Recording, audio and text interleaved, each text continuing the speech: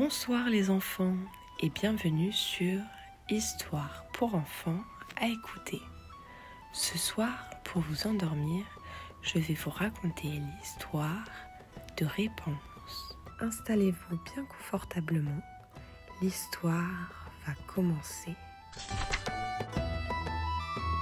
Il était une fois, dans un royaume lointain, entouré de montagnes et de forêts, vivait une jeune fille extraordinaire nommée Réponse.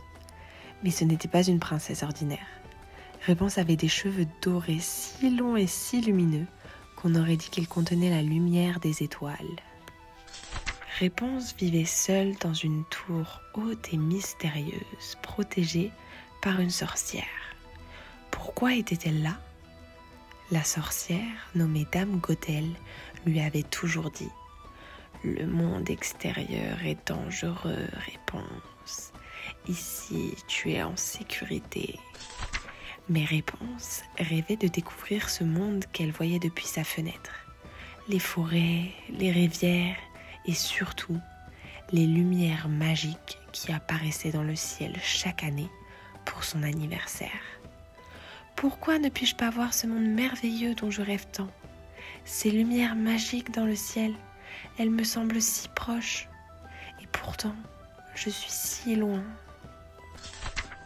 Un jour, un jeune aventurier nommé Félix, qui explorait la forêt, aperçut la tour. Curieux, il décida de grimper pour voir ce qui s'y trouvait. Quelle étrange tour! Je me demande qui peut bien vivre ici. En arrivant en haut de la tour, il frappa la fenêtre. Réponse, étonnée, lui demanda: « Qui êtes-vous ? Comment êtes-vous arrivé ici ?»« Je suis Félix, explorateur. Et vous, qui êtes-vous, belle dame ?» Réponse lui dit timidement: « Je suis Réponse, mais je ne peux pas quitter cette tour. »« Pourquoi ? Le monde est si grand et magnifique. » Réponse hésita, mais son envie de liberté était trop forte. Félix lui proposa un marché.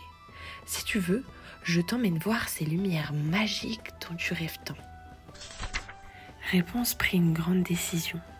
Avec l'aide de Félix, elle utilisa ses longs cheveux comme une corde pour descendre de la tour. Elle découvrit le monde pour la première fois. Elle sentait l'herbe sous ses pieds, elle écoutait le chant des oiseaux et elle goûtait aux fruits sucrés des arbres.